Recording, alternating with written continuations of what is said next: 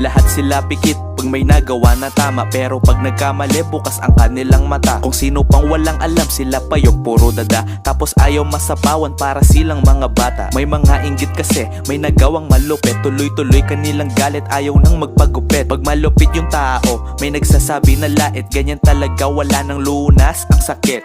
Di ka matututo kung di ka nagkamali. Nagkulang ako dati so ngayon nagbabawi. Binago ko na yung mga dating maling gawi, kaya mga problema sa akin ngayon ay maning-mani. Nilalaro ko lang ang buhay para bang chess. Aral bawat galaw, kita mo walang stress. Kita mong nakangiti parang pasado sa test. Ipakita mo sa kanila ang iyong the best. Huwag mong isipin ng mga negatibo, huwag mong hayaang mawala ang mga ngiti mo. Chill ka lang palagi at maging positibo, basta gawin mo lang yung mga bagay na di mo ikakapangamak. Laging magpasalamat, gawin mo yan dapat kung anong nararapat. Lagi mong itatatak sa isip mo, gawin mo lang ng gawin mga hilig mo. Gawin mo lang ng gawin mga hilig mo, huwag mo na lang pansinin ang nasa paligid mo.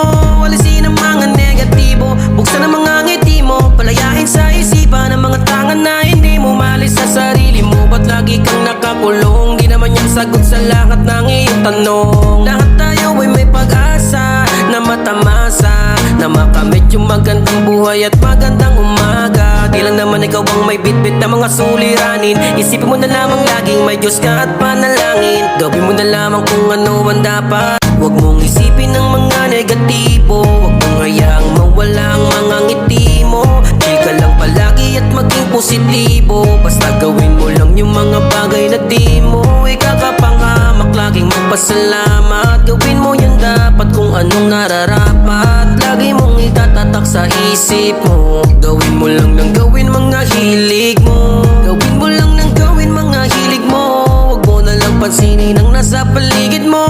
Walisin ang mga, huwag mong isipin ng mga negatibo, huwag mong hayaang mawala ang mga ngiti mo. Chill ka lang palagi at maging positibo, basta gawin mo lang yung mga bagay na di mo ikakapangamak. Laging magpasalamat, gawin mo yan dapat kung anong nararapat. Lagi mong itatatak sa isip mo, gawin mo lang ng gawin mga hilig mo. Gawin mo lang ng gawin mga hilig mo, huwag mo na lang pansinin ang nasa paligid mo.